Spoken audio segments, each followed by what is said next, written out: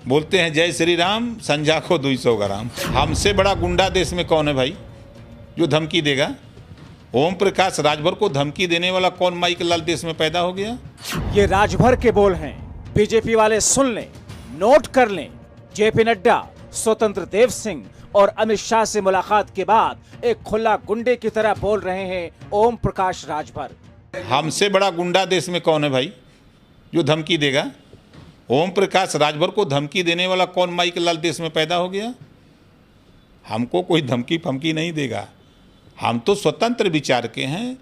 लेकिन राजभर ने एक और इशारा कर दिया, अखिलेश यादव बहुत बड़ा धमाका करने वाले हैं, साथ देंगे ओम प्रकाश राजभर। राजभर ने ग्रीन सिग्नल दे दिया है, अखिलेश की भी हाँ है। उत्तर प्रदेश में बीजेपी को टेंशन में डालने वाला गठबंधन होने वाला है। बीजेपी परेशान है। ओम प्रकाश राजभर ने गच्चा दे दिया। पूरी कहानी सुनेंगे तो समझ जाएंगे। ओम प्रकाश राजभर ने साफ साफ कह दिया, गठबंधन होगा तो अखिलेश के साथ। अखिलेश नंबर 1 पसंद हैं। इसका मतलब बीजेपी मुंह ताकती रह जाएगी और बाजी अखिलेश और राजभर मिलकर जीत की कहानी लिखेंगे। राजभर के होने का मतलब क्या है? यूपी की सत्ता में राजभर समुदाय बेहद अहम है। राजभर समुदाय की करीब 3% आबादी है। अकेले पूर्वांचल में इसकी आबादी हो जाती है 12 से 14%। गाजीपुर, मऊ, चंदौली, बलिया, वाराणसी, जौनपुर, मिर्जापुर, भदोही, देवरिया, लालगंज, आजमगढ़, अंबेडकर नगर, मछली शहर जैसी सीटों पर राजभर का दबदबा है। उत्तर प्रदेश की 48 सीटों पर राजभर समुदाय की पकड़ है। 2017 के विधानसभा चुनाव की 22 सीटों को जिताने में बीजेपी के साथ रहे।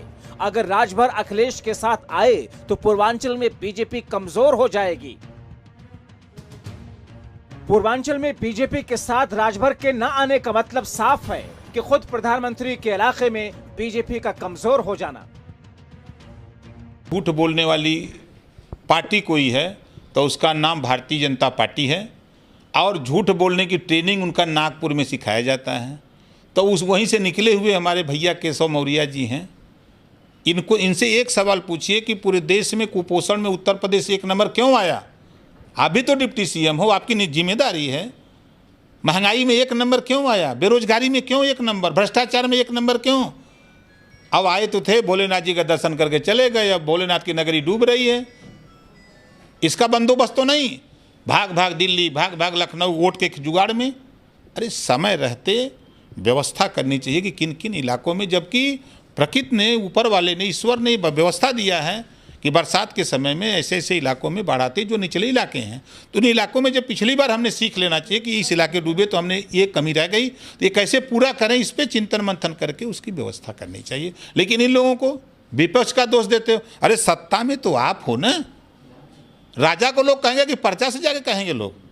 तो ये लोग झूठ बोलने वाले हैं। ये लोग ट्रेनिंग दे के नागपुर से आए हैं कि झूठ बोलो, झूठ बोलो, जोर से बोलो, मजबूती से झूठ बोलो। ये भाजपा का काम है। सर्किट हाउस में जब पत्रकारों से ओम प्रकाश राजभर से सवाल पूछा कि फिर आप बीजेपी अध्यक्ष से मिलने क्यों गए, राजभर गोलमोल जवाब देकर निकल लिए। उनसे मुलाकात दिल से भी थी और एक शिष्टाचार मुलाकात भी, दोनों हो। ओम प्रकाश राजभर फुल कॉन्फिडेंस में थे। लगे हाथ उप मुख्यमंत्री केशव प्रसाद मौर्य को भी आड़े हाथों ले लिया। लोडर नहीं, हम लीडर हैं। केशव मौर्य लोडर है, लोडर। वो लोडर है, जो मालिक कहेगा वही बोलेगा। ओम प्रकाश राजभर लीडर है, जो चाहेगा वो बोलेगा। एक एमएलए मुख्यमंत्री बन सकता है अकेले, तो फिर यहाँ तो मोर्चा है, तो दोनों हो सकता है। ओम प्रकाश राजभर ने राजीव गांधी खेल रत्न पुरस्कार का नाम बदलने को लेकर भी बीजेपी पर हमला बोला। लगे हाथ बीजेपी के दांव पेच को भी समझाने लगे। बीजेपी के हिंदू राग पर भी ओम प्रकाश राजभर ने पोल खोल दी। ये भारतीय जनता पार्टी महंगाई से, बेरोजगारी से, भ्रष्टाचार से, गुंडा राज से ध्यान भटकाने के लिए एक एक सगुफा लेके आते हैं।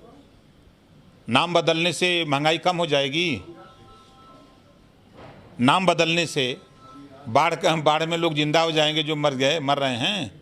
क्या उनको राशन मिल जाएगा?